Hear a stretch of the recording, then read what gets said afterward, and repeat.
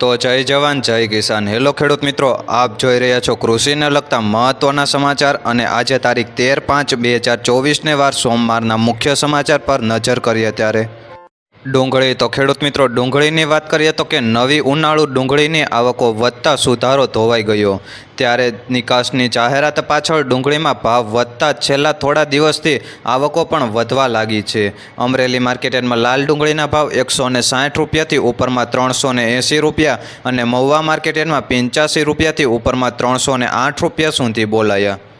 જીરું તો ખેડૂત મિત્રો જીરુંની વાત કરીએ તો કે જીરુંમાં ટૂંકી વધઘટે બે તરફી અથડાતા ભાવ અને નિકાસ વેપારથી ટેકો। જીરુંની બજારમાં આગામી દિવસોમાં વેચવાલી સારી આવશે તો બજારમાં ઘટાડો આવશે, નહીં ભાવ એક રેન્જ બાઉન્સમાં રહેશે।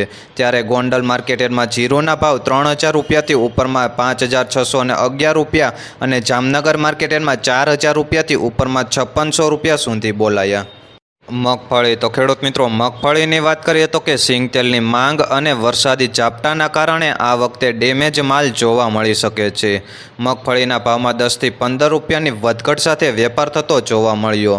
રાજકોટ માર્કેટમાં મગફળીના ભાવ 1175 રૂપિયાથી ઉપરમાં 1350 રૂપિયા અને જૂનાગઢ માર્કેટમાં 1050 રૂપિયાથી ઉપરમાં 1288 રૂપિયા સુધી બોલાયા।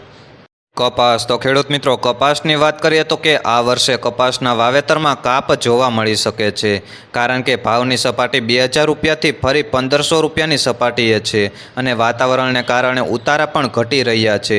ત્યારે અમરેલી માર્કેટમાં કપાસના ભાવ 939 રૂપિયાથી ઉપરમાં 1518 રૂપિયા અને ગોંડલ માર્કેટમાં 1151 રૂપિયાથી ઉપરમાં 1536 રૂપિયા સુધી બોલાયા।